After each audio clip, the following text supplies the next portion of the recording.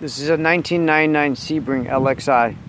I'm going to show you guys how to take off a rear right hub bearing. I already took it off.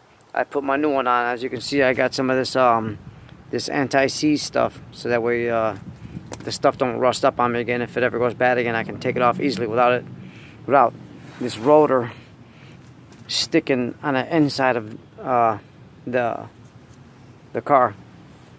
Here's the old one right here I had to replace because it was really bad. When you drive, it would make like a humming sound, or sometimes when you turn corners, it might pop, or it make a popping sound or something, like a metal against metal. But yeah, once these go bad, the whole weight of the car, or whoever's sitting in the car, all that weight is going to be sitting on these studs, and they can break off at any time. Your tire can break right off the car.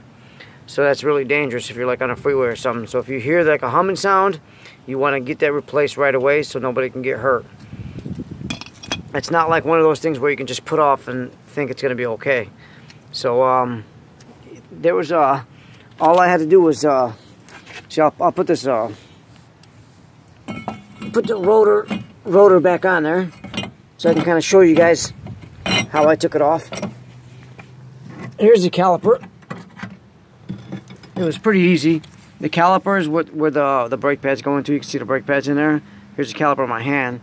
Basically, the caliper and the brake pads go on top of the rotor right there. And then there's two bolts, and they're behind the caliper, or behind the rotor, which there's one right there, and there's one on the top right there. And you just take it off, and then you gotta be careful because it's attached to a brake line. Just kind of set it back there somewhere so it doesn't mess up your brake line. You want to be careful of that line. And here's the two bolts. There's two bolts there, size 14 on this car. And then once you get once you take that caliper off first, you take them two bolts off, and then you move the caliper off to the side, and then you take your rotor off, which is this right here. And then this is going to be your hub bearing, where the lugs go onto these studs, where your tire sits onto. And this is the part that goes bad. As you can see, this one here, let me see if I can show you. I'm trying to hold the phone and do it at the same time.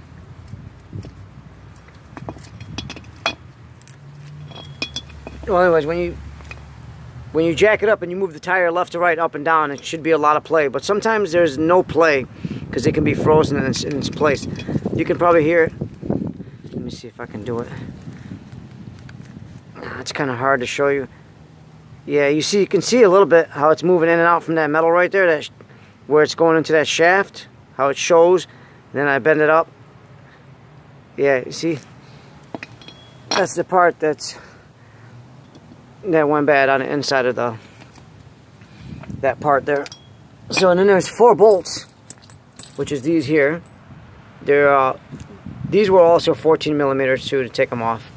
They sit behind this whole assembly right here. You go in the back, you'll see these back parts right here. You'll see them back there, 4 of them. It's not that hard to take off. Just hopefully everything ain't rusted out or anything like that. And then I put the ratchet on there, just a regular old ratchet, little Craftsman ratchet, the 14 millimeter socket. And I place them onto the bolts, and then I kind of held this tight into its place, and then I kind of just hit it with a sledgehammer a little bit to help it break free, because you're in a tight spot in here. So yeah, and you take them 4 bolts off, and then there's a cap on the back, which is by itself. It ain't got nothing to do with the bolts. It's just like right in the center of this. It's in the center of this hub bearing in the back part. Kind of what it does is you see this hub bearing right there? It protects the back part. So it goes into the actual knuckle in the back over here. Let me see if I can see it. I can show you guys. I'm gonna kind of lay down so I can show you. Alright. Yeah, we can see it a little bit. So there's the 4 bolts that I was telling you about. There's one right there, one there, and there, and one up there. I'm in a tight spot in here, so it's kind of hard to talk and move around at the same time.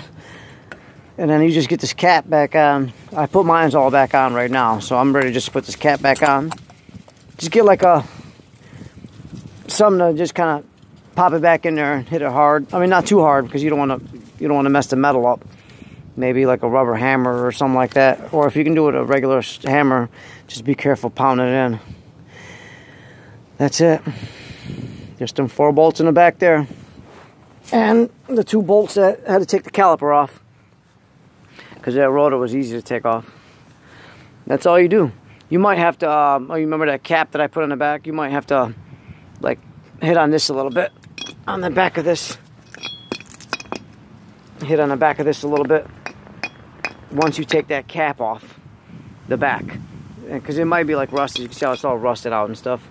So it kind of sticks a little bit. You don't want to pound on it too hard, but just enough to, like, you know, break it free from the rust. And that's it, guys. This is, remember, it's a 1999 Sebring LXI. It's a 6-cylinder coupe. And I've been trying to find videos on this. I couldn't find it nowhere. So hopefully this will help somebody out that's trying to fix their hub bearings on their Sebrings. Have a good day.